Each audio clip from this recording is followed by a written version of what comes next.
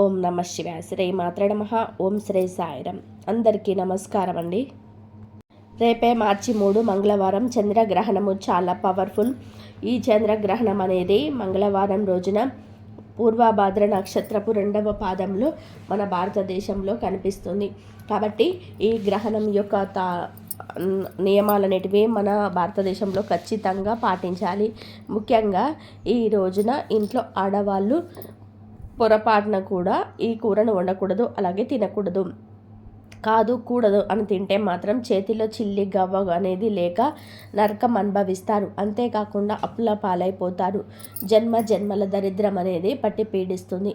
అంతేకాకుండా ఈ ఆహార పదార్థాలు ఏవైతే ఉంటాయో వాటిని పొరపాటున కూడా వండినా లేదా తిన్నా కూడా అవి ముఖ్యంగా మీ యొక్క ఆరోగ్యం మీద ప్రభావం అనేది చూపించి అనారోగ్య సమస్యలను తెచ్చిపెడతాయి. అంటే కడుపు నొప్పి, తలనొప్పి, ఇలా ఎన్నో రకాల అనారోగ్య సమస్యలతో చాలా ఇబ్బంది పడవలసినటువంటి పరిస్థితి అనేది వస్తుంది. కాబట్టి ఈ కూరలను ఇంట్లో కానీ బయట కానీ వండొద్దు, తినొద్దు. చాలామంది అనుకుంటూ ఉంటారు గ్రహణ సమయంలో భోజనం తినకుండా ఉపవాసం ఉంటే మంచిది అని చెప్పేసి. నిజమే, కాదని అనటం లేదు. కానీ ఉపవాసం ఉండే వాళ్ళు చాలా తక్కువ మంది ఉంటారు. ఎక్కువ మంది అనారోగ్య సమస్యల వల్ల కావచ్చు, లేకపోతే తినకుండా ఉండలేక చిన్నపిల్లలు కావచ్చు, వృద్ధులు కావచ్చు, కొంతమంది వయసులో ఉన్నవారు కూడా తినకుండా ఉండలేరనమాట, పనులు చేసుకుంటూ ఉంటారు. కాబట్టి అలాంటి వారు తింటూ ఉంటారు. కాబట్టి అలాంటి వాళ్ళు ఏంటంటే నాన్ వెజ్ తప్ప ఇంకా మిగిలినవన్నీ తినొచ్చు, కూరగాయలు ఏమైనా తినేసి చెప్పేసి అన్ని రకాల కూరలు వండుకోవచ్చు అని ఈ వండకూడని కూర తింటూ ఉంటారనమాట. నాన్ వెజ్ ఒక్కటి తినకూడదు అనుకుంటూ ఉంటారు. నాన్ వెజ్ తినకూడదు అనుకున్న సంగతి అందరికీ తెలిసిందే. కానీ వెజ్లో కూరగాయల్లో కూడా ఈ ప్రత్యేకమైనటువంటి కూరగాయలు అనేటివి ఇలాంటి ప్రత్యేకమైనటువంటి తిథుల్లో వండకూడదు, తినకూడదు అని చెప్పేసి మనకు పురాణాలు చెప్తున్నాయి. కాబట్టి వండొద్దు, తినొద్దు. వీటితో పాటుగా ఈ రోజున కొన్ని రకాలైనటువంటి పొరపాట్లు అనేటివి కూడా చేయకూడదు. కొన్ని రకాల పనులు చేయకూడదు. కొన్ని చేయాల్సిన పనులు అంటే పట్టు విడుపు స్నానాలు కావచ్చు, ఇలాంటివి ప్రతిదీ కూడా స్నానం చేసే నీటిలో ఏం వేసుకొని చేయాలి, అలాగే మగపిల్లలు ఉన్నవారు దిష్టి ఎలా తీసేసుకోవాలి, ఇంకా కొన్ని రకాలైనటువంటి పరిహారాలను చాలా ముఖ్యమైనటువంటి విషయాలు అనేటివి ఈ వీడియోలో చక్కగా వివరించబడతాయి. కాబట్టి మీరు ఈ వీడియోను కనుక మిస్ చేసుకున్నారంటే మాత్రం చాలా ఇబ్బంది పడతారండి. ఎందుకంటే ఈ వీడియోలో అన్ని రకాల ప్రశ్నలకు సమాధానం అనేది దొరుకుతుంది. గ్రహణం యొక్క సమయాలు కావచ్చు, గ్రహణంలో చేయాల్సిన పనులు, చేయకుండా పనులు, ప్రతిదీ కూడా ప్రతి పాయింట్ మీకు ఉపయోగపడుతుంది. కాబట్టి ఎక్కడ కూడా స్కిప్ చేయకుండా చివరి వరకు విని మరికొంతమంది మిత్రులకు రీచ్ అవ్వడం కోసం వీడియోకి ఒక లైక్ ఇచ్చి సపోర్ట్ చేయండి. రేపు మార్చి 3 అంటే మంగళవారం రోజున శ్రీ విశ్వావసునామ సంవత్సరంలో మంగళవారం పాక్షిక కేతుగ్రస్త చంద్రగ్రహణం అనేది ఏర్పడుతుంది. ఈ గ్రహణం అనేది మనకు భారతదేశంలో కూడా కనిపిస్తుంది. కాబట్టి ఖచ్చితంగా మనం ఈ సూతక నియమాలు అనేది పాటించాలి. గ్రహణ కాలం వచ్చేటప్పటికీ మధ్యాహ్నం 3:20 ప్రారంభమయ్యి సాయంత్రం 6:46 వరకు ఈ గ్రహణం అనేది ఉంటుంది. గ్రహణానికి ముందే సూతక కాలం అనేది ప్రారంభం అవుతుంది. కాబట్టి మార్చి 3వ తేదీ మధ్యాహ్నం 12 గంటల లోపే ప్రతి ఒక్కరు కూడా జాగ్రత్తలు అనేవి పడాలన్నమాట. ముఖ్యంగా గ్రహణానికి ముందు అలాగే గ్రహణానికి తర్వాత పట్టు విడుపు స్నానాలు అనేవి చేయాలి. ప్రతి ఒక్కరు కూడా గ్రహణానికి ముందు అలాగే గ్రహణానికి తర్వాత తలస్నానం అనేది చేయాలి. తల మీద నీటితో అంటే షాంపూ పెట్టి ఉతుక్కోకుండా మామూలుగా నీటిని పోసుకొని తలస్నానం అనేది చేయాలి. గ్రహణానికి ముందు పట్టు స్నానము, అలాగే గ్రహణం తర్వాత విడుపు స్నానం అనేది చేయాలి. అయితే 2 సార్లు కూడా తలస్నానం అనేది కొంతమంది చేయలేకుండా ఉంటారు. అలాంటి వారు ఒక్కసారి సాయంత్రం గ్రహణం పూర్తయిపోయిన తర్వాత అంటే 7 గంటల తర్వాత మీరు తలస్నానం అనేది చేయండి. కానీ తలకు మాత్రం షాంపూలు మాత్రం కుంకుడుకాయలు కానీ పెట్టకుండా మామూలు నీటితో మాత్రమే తలను కడుక్కోవాలి. అలాగే ఈ సమయంలో దేవాలయం యొక్క తలుపులు కూడా మూసేస్తారనమాట. ఈ సమయంలో గుళ్ళల్లో పూజలు చేయడం కావచ్చు, అలాగే ఇంట్లో పూజ చేయడం కావచ్చు, ఇలాంటి పొరపాట్లు అనేటివి పొరపాటున కూడా చేయకూడదు. ముఖ్యంగా గర్భిణీ స్త్రీలు ఈ రోజున పొరపాట్ల కూడా బయటకి రాకూడదు. అంటే హాస్పిటల్స్కు వెళ్ళడం కానివ్వండి, లేదా ఇంట్లోనైనా కానివ్వండి, కూరగాయలు కట్ చేయడము, స్టిచ్చులు వేయడము, లేకపోతే ఏమైనా పనులు చేయడం ఇలాంటివి చేయకూడదు. మీరేంటంటే చక్కగా విశ్రాంతి స్థితిలో ఉండాలి. భగవన్ నామస్మరణ చేసుకుంటూ ప్రశాంతంగా కూర్చోవడం లేదా ప్రశాంతంగా పడుకోవడం అనేది చేయాలి. ఏదైనా పనులు చేస్తే బయటకి వస్తే ఏంటంటే పిల్లలకి కొన్ని రకాల లోపాలతో పిల్లలు పుట్టే అవకాశం అనేది ఉంటుంది. అంతేకాకుండా ఇంటికి తలుపులు కిటికీలు లాంటివి కూడా మూసివేయాలి. ఎందుకంటే గ్రహణం తాలూకు విష కిరణాలు అనేటివి ఇంటి లోపలికి ప్రవేశించకుండా ఉండడానికి తలుపులు కిటికీలు వేసుకొని ఉండాలి. అలాగే ఆహారపు అలవాట్ల మీద పదార్థాల మీద కూడా దర్బన వేసుకోవాలి. చంద్రగ్రహణం రోజున వాతావరణంలోనే కొన్ని రకాలైనటువంటి విష కిరణాలు అనేటివి ఏర్పడుతూ ఉంటాయి. అంటే వాటిని రేడియేషన్ అని చెప్పేసి పిలుస్తూ ఉంటారు.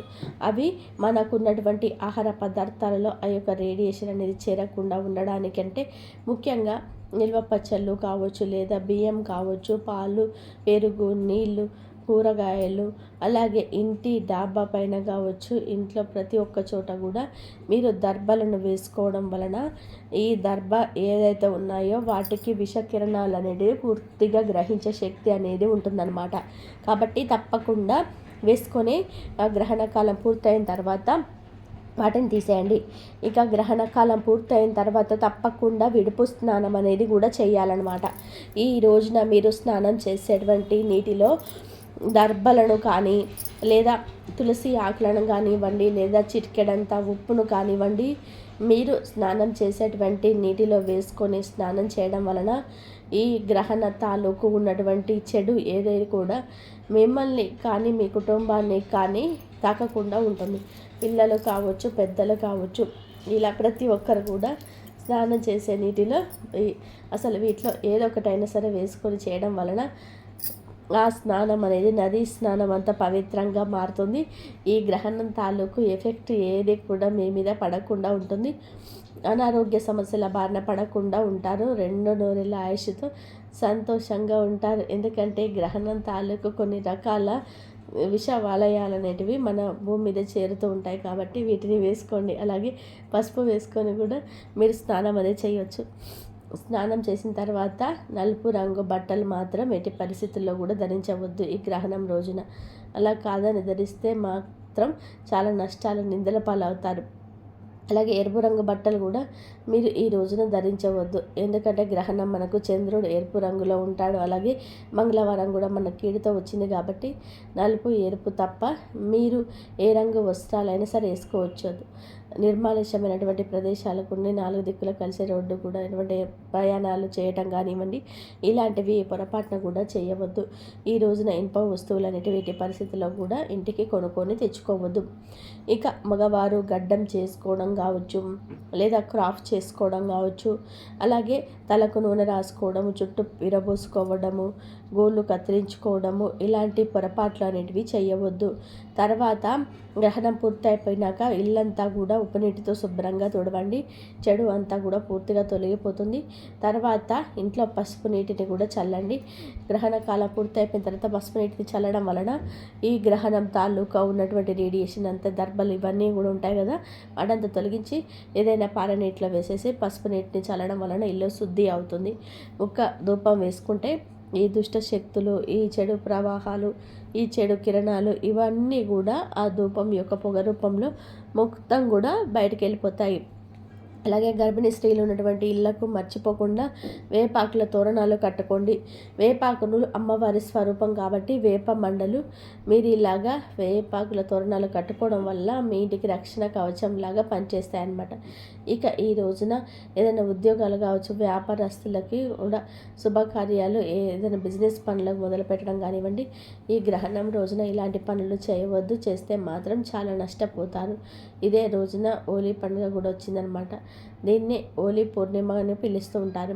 ఈ రోజున హోలీ పండుగను చేసుకోవాలి అని అనుకున్న వాళ్ళు మీరు మధ్యాహ్నం 12 గంటల లోపే ఈ హోలీ ఆటలు అనేటివి ముగించుకోండి. తర్వాత మాత్రం చేయొద్దు. ఎందుకంటే చంద్రుడు అంటే ఆ తల్లికి గ్రహణం పట్టిన రోజున ఈరోజు మనము 12 తర్వాత ఆడడం మంచిది కాదు. ఇక ఈ రోజున మీ ఇంటి బయట గేట్కి ఏంటంటే నిమ్మకాయల మిరపకాయలు దండల గుచ్చి కట్టుకోండి. అలా కట్టుకోవడం వల్ల ఏంటంటే ఎలాంటి దుష్టశక్తుల ప్రభావం అనేది మన ఇంటిని తాకకుండా ఉండడానికి, అలాగే ఈ రేడియేషన్ కిరణాలు ఏవైతే ఉన్నాయో అవి ఏవి కూడా మనకు ప్రవేశించకుండా ఉండడానికి ఈ నిమ్మకాయలు చాలా శక్తివంతంగా ఉంటాయి. ఆంజనేయ స్వామి యొక్క అనుగ్రహం అనేది కలుగుతుంది. ధైర్యాన్ని, క్షేమాన్ని మనకు అందిస్తాయి. గ్రహణం పూర్తయిన తర్వాత మీరు వాటిని తీసి బయటపడేయచ్చు. అలాగే ఈ రోజున వేప చెట్టును కనుక తాకినట్లయితే మీకున్నటువంటి జన్మల పాపాలు, దోషాలు పూర్తిగా తొలగిపోతాయి.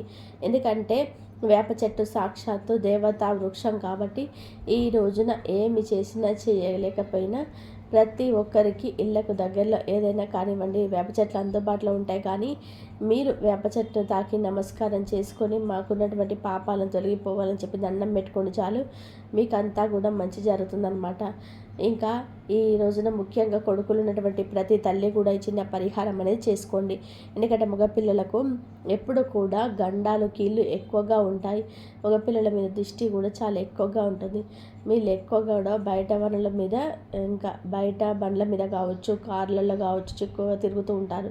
పిల్లవాడు ఏంటంటే మగపిల్లవాడు వంశోద్ధారకుడు, తల్లిదండ్రులకు తలగొరి పెట్టి ఉన్నామ నరకం నుంచి కాపాడేవాడు, అలాగే ఇంటి పేరు నిలబెట్టేవాడు. కాబట్టి మగపిల్లల మీద నరదిష్టి చిన్న పిల్లవాడి దగ్గర నుంచి పెద్దవాళ్ళు అయ్యేంత దాకా కూడా ఎప్పుడు కూడా ఉంటుంది. కాబట్టి 6 నెలల పిల్లవాడి దగ్గర నుంచి 50 ఏళ్ళ మగవాళ్ళ వరకు ఈ పరిహారం అనేది చేయవచ్చు. తల్లి అయినా చేయవచ్చు, లేదా తండ్రి అయినా చేయవచ్చు, లేదా భార్య అయినా చేసుకోవచ్చు అన్నమాట. ఇంకా వాహన ప్రమాదాల వల్ల కూడా చాలా కుటుంబాలు ఇబ్బంది పడుతున్నాయి. అవన్నీ కూడా పూర్తిగా తొలగిపోతాయి. దీనికోసం ఏంటంటే ఒక కోడిగుడ్డు అనేది పరిహారానికి కావాలి. కోడిగుడ్డుకి ఏంటంటే జీవశక్తి, అలాగే దైవశక్తి, ప్రకృతి యొక్క శక్తి అనేది పుష్కలంగా ఉంటాయి. కాబట్టి ఈ కోడిగుడ్డుతో ఈ పరిహారం చాలా పవర్ఫుల్గా పనిచేస్తుంది. దాంతోపాటుగా ఒక బౌల్లో రాళ్ళ ఉప్పు అనేది కూడా వేసేసుకొని దాని మీద చిటికెడంతా కుంకుమ, అలాగే 1 స్పూన్ నల్ల ఆవాలు ఈ కోడిగుడ్డు మీద కాటుకతో ఇక్కడ మనకు ఒక చుక్కను పెట్టేసి మీరు ఈ పరిహారం అనేది చేయాల్సి ఉంటుందన్నమాట. ఆవాలు, కుంకుమ చెడును, నరదిష్టిని తీసేస్తాయి. ఉప్పు దిష్టికి పెట్టింది పేరు అనమాట. ఈ కోడిగుడ్డును కూడా మనం ఇలా సిద్ధం చేసుకొని పిల్లవాడిని ఈ పరిహారం చేయాల్సిన సమయం ఏంటంటే సాయంత్రం 7 గంటల కల్లా మన గ్రహణం ముగుస్తుంది. కాబట్టి 7 దాటిన తర్వాత మీరు పిల్లవాడికి దిష్టి అనేది తీసేయండి. బయట గుమ్మానికి బయట వైపు కూర్చోబెట్టి చక్కగా తూర్పు ముఖంగా కూర్చోబెట్టి ఇలా దిష్టి అనేది తీసేసి కుడి నుంచి ఎడవకు 3 సార్లు ఇట్లా చెడిపోవాలి, దిష్టి పోవాలి అని చెప్పి ఎక్కడైనా పారని ఇట్లా వీటిని పడేసేసి కాళ్ళు చేతులు కడుక్కొని లోపలికి రండి. అలాగే పిల్లవాడికి కూడా స్నానం చేపించండి. అలాగే ముఖ్యమైనటువంటి పరిహారం రూపాయి బిళ్ళ పరిహారం అన్నమాట. చాలామంది ఆర్థిక సమస్యలతో, అప్పుల సమస్యలతో ఇబ్బంది పడుతుంటారు. మీకున్నటువంటి అన్ని సమస్యల నుంచి బయటపడడానికి ఈ రూపాయి బిళ్ళ పరిహారం చాలా బాగా పనిచేస్తుంది. ఈరోజు చంద్రుడు రావడంతో గ్రహణంతో వస్తాడు. కాబట్టి 1 రూపాయి బిళ్ళ తీసుకొని మీ మనసులో సంకల్పం అనేది చెప్పుకొని మీ ఆర్థిక సమస్యలు, అప్పుల సమస్యలు తొలగిపోవాలి, ఉద్యోగ వ్యాపారాలు మంచిగా కలిసి రావాలి అలా అని చెప్పేసి మీ నమస్కారం చేసుకొని ఆ రూపాయి బిళ్ళని మీ తల చుట్టూ కుడి నుంచి ఎడమ వరకు 7 నుంచి కుడి సార్లు 3 సార్లు తిప్పేసి మీకు సాయంత్రం 7 దాటిన తర్వాత మీరు ఈ రూపాయి బిళ్ళను ఆరు బయట పెట్టేసేయండి. ఇక దాన్ని లోపలికి తీసుకొని రావద్దు, బయటనే ఉంచేసి అలా వదిలేసేయండి. రాత్రంతా అలాగే ఉంచేసేయండి.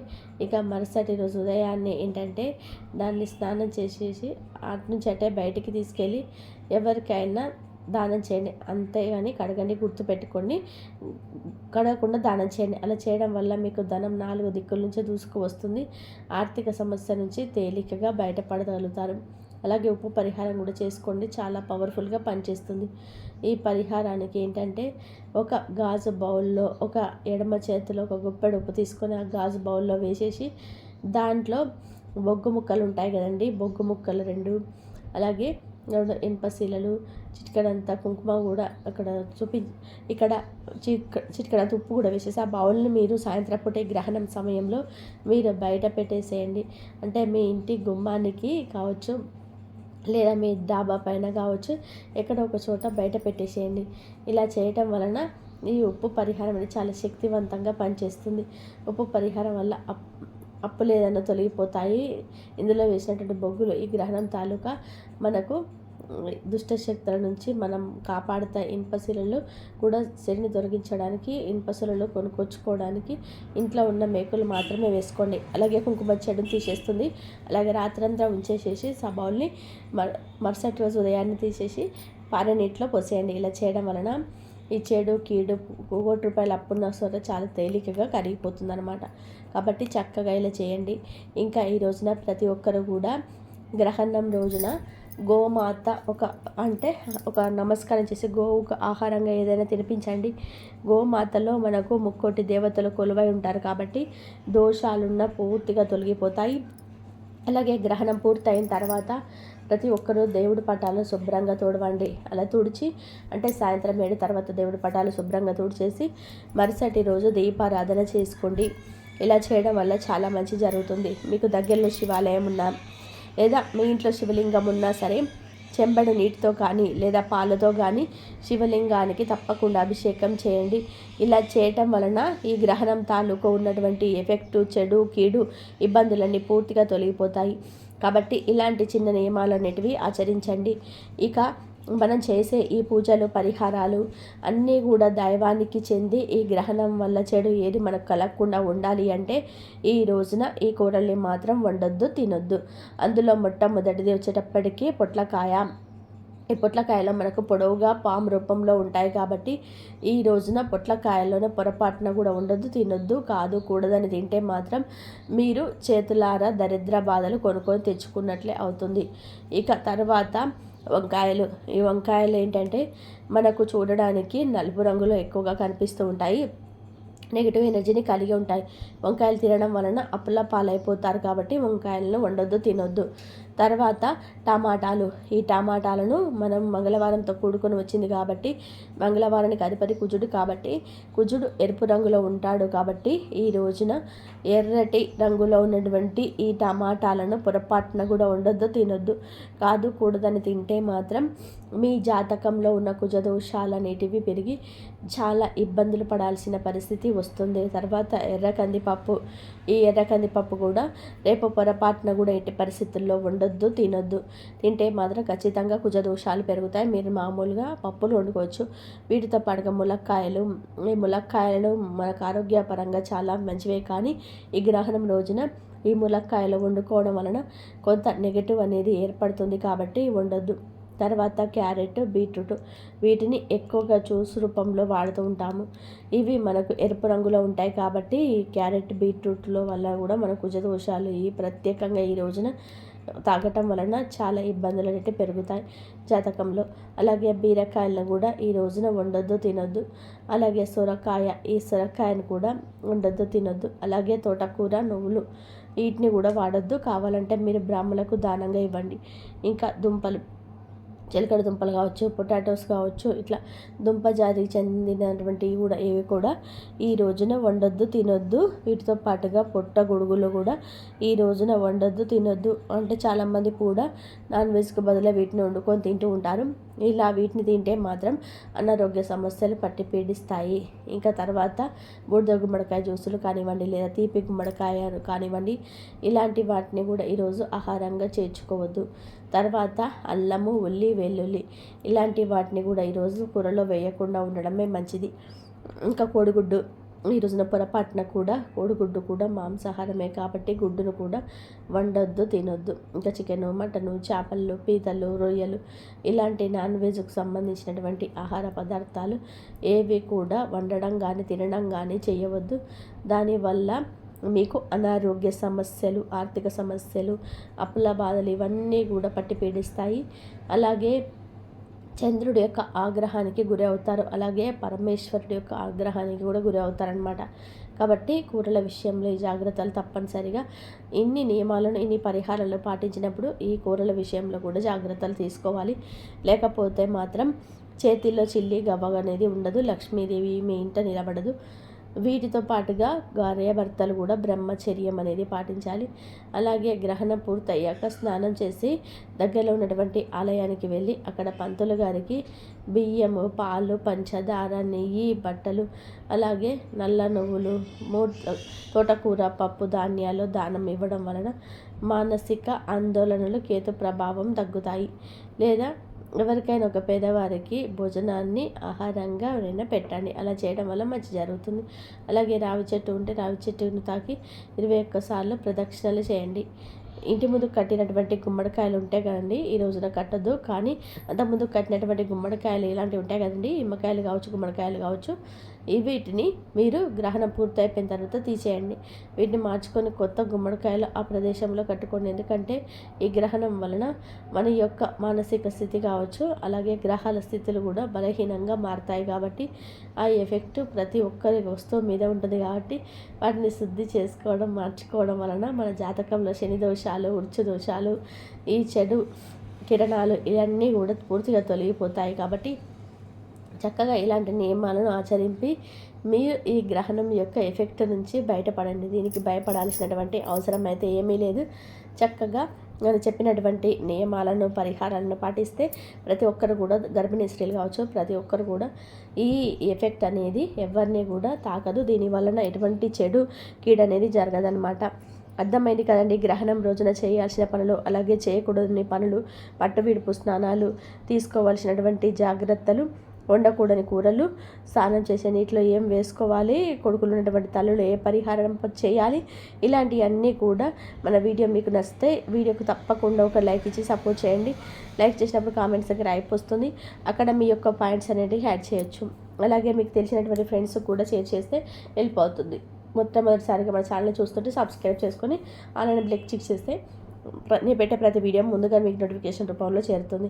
కాబట్టి ఒక లైక్ ఇచ్చి సపోర్ట్ చేస్తారని చెప్పి మనస్ఫూర్తిగా కోరుకుంటూ, కామెంట్ బాక్స్లో ఓం చంద్రాయ నమః అని కామెంట్ చేయడం వలన మీకు అంతా కూడా శుభం కలుగుతుంది. ఎందుకంటే గ్రహణ కాలం పుణ్యకాలం కాబట్టి ఆ సమయంలో కీడు అంటే చెడు ఎంత ఉంటుందో మంచి కూడా అంతే ఉంటుంది. కాబట్టి ఓం